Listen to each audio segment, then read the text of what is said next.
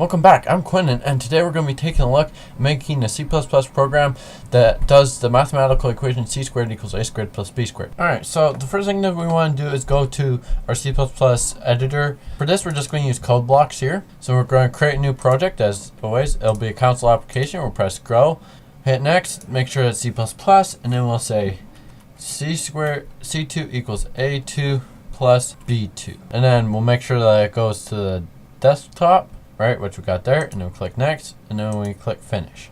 Alright, so then we open her up. We're going to need the iostream library and cmath library. So we'll start with the include iostream, and then include cmath. Then we'll have a using namespace std, and then that takes care of most of the couts and the sins. Integer main.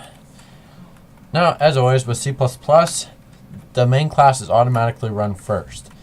So then we'll make some scrolly brackets here, and then we'll type float, because now we're really going to want to go into the decimals and everything. So you want to have those smaller numbers. So float takes care of the small numbers. If you did an int, there would be no decimal point numbers. So then we'll name the first one A2, and then we'll type float for B2 and C2, and then we'll do the floats for A, B, and C. Float C. Okay, now that we got those, we want to type C out, and then this is where we tell the user where to put their information. So we'll say, please enter a value for A squared. And then we'll end that with an end line. Alright, so then we go sin, and then we go a squared. So now when we enter a value, it'll be entering an initial value a2. We want to do the same thing for b. We go c out. We want to start with a /n to end the line of the previous one. Otherwise, it'll go on top of the a2 when you enter that. So then you say, please enter a value for b squared. Once again, we end it with the end line. So we hit enter, and then we type sin b squared. Alright, so now that we've got those set, this is where the math really comes into play now. So we're going to want to say that a equals a2 times a2. And then we'll want to do the same thing for b. So we go b equals b2 times b2. And then, alright, so then once you got that, we say C2 equals, because we haven't done C2 now, but now we got A and B. So then C2 equals A plus B.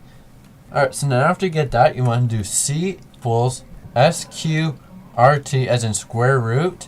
And right there, it's at the top there. So then you hit enter, and then you want to say the number that you want to do the square root of. So in our case, it's going to be c squared, or c2. And we'll hit and end that with semicolons. And then we go c out, c2.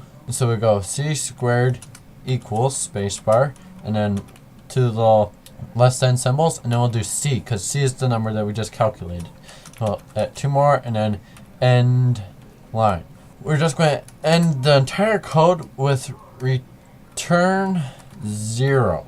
Alright, so now we're going to compile and run that. So we're being prompted here to please enter a value for a squared.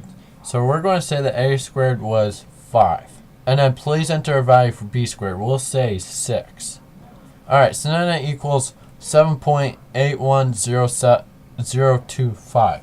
Now, if we actually did the math on this, and then we get the square root of 61, and the square root of 61 equals 7.81024. And I do believe that's exactly what we got here. So we've got an accurate calculator here.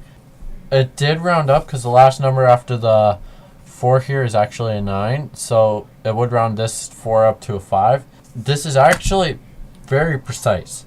I hope this video helped you out. If you guys like this video and enjoy what we do, be sure to subscribe. And if you have any questions or comments about this program, you know where to leave those. And I'll be seeing you guys in the next video. Quentin out.